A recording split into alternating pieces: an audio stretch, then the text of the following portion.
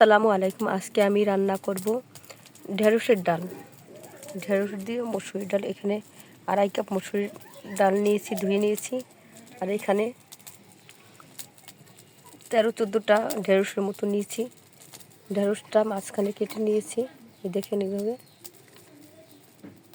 এখন চুলায় আমি কড়াই উঠে দিয়েছি।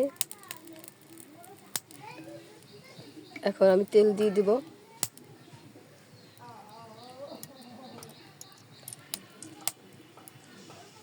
আমি 3 টেবিল চামচের মতো তেল দিয়ে দিয়েছি। এখন আমি রসুন দিয়ে দেব।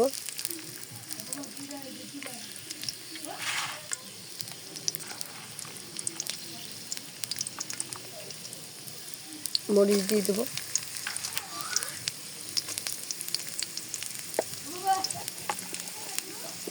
আর দিয়ে দেব সামান্য রাঁধুনি।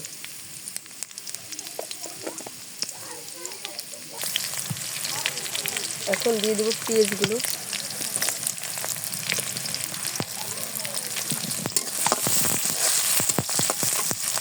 আমার রাঁধুনিটা ঝাল এসে গেছে, ভাজা দিলাম। এখন আমি দিয়ে দেবো ডালগুলো।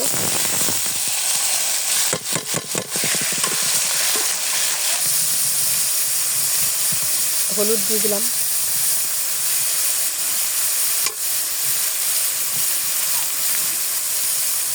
আর দিয়ে দেবো স্বাদ মতো লবণ।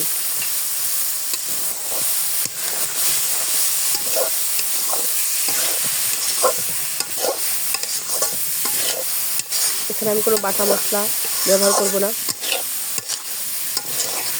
এটা ডালটা আমি 2 মিনিটের মতো ভেজে নিব তেলের ভিতরে। ডালটা আমার ভাজা হয়ে গেছে, দেখতে পারতেছেন।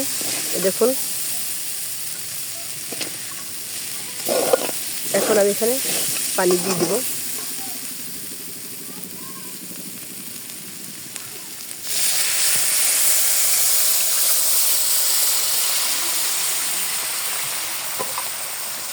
এখন মিডিয়াম আঁচে রাখবো আমি।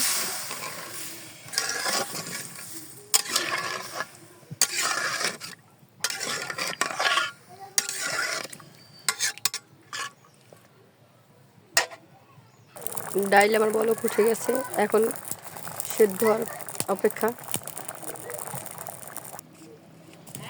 এখন আমি ডালের ভিতরে ঢেঁড়স দিয়ে দেবো। আমার ডালটা সেদ্ধ হয়ে গেছে, এই দেখেন। ঢেঁড়সটা দিলাম, এই যে ডালটা আমার সেদ্ধ হয়ে গেছে, ফুটে গেছে এই যে। এখন আমি ঢেঁড়সটা দিয়ে দিয়েছি। এর জন্য 5 মিনিটের মতো লাগবে ঢেঁড়সটা সেদ্ধ হইতে। দেখেন আমার ডাল রান্না হয়ে গেছে। বুঝবেন কীভাবে যে ডাল রান্না হয়ে গেছে? দেখেন ঢেঁড়সটার কালারও চেঞ্জ হয়ে গেছে আর ডুবে গেছে। আমার ঢেঁড়সের ডাল রান্না করা শেষ। এখন আমি নামিয়ে পরিবেশন করব। দেখেন আমার ঢেঁড়সের ডাল রান্না করা হয়ে গেছে। ঢেঁড়স ভিতরে অনেক আছে, কিন্তু ঢেঁড়সটা সেদ্ধ হয়ে গেছে তো ভিতরে তলিয়ে গেছে। দেখেন, আজকে পর্যন্ত আবার নতুন কোনো ভিডিও নিয়ে আপনাদের সামনে উপস্থিত হব। আসসালামু আলাইকুম ওয়া রাহমাতুল্লাহি ওয়া বারাকাতুহু।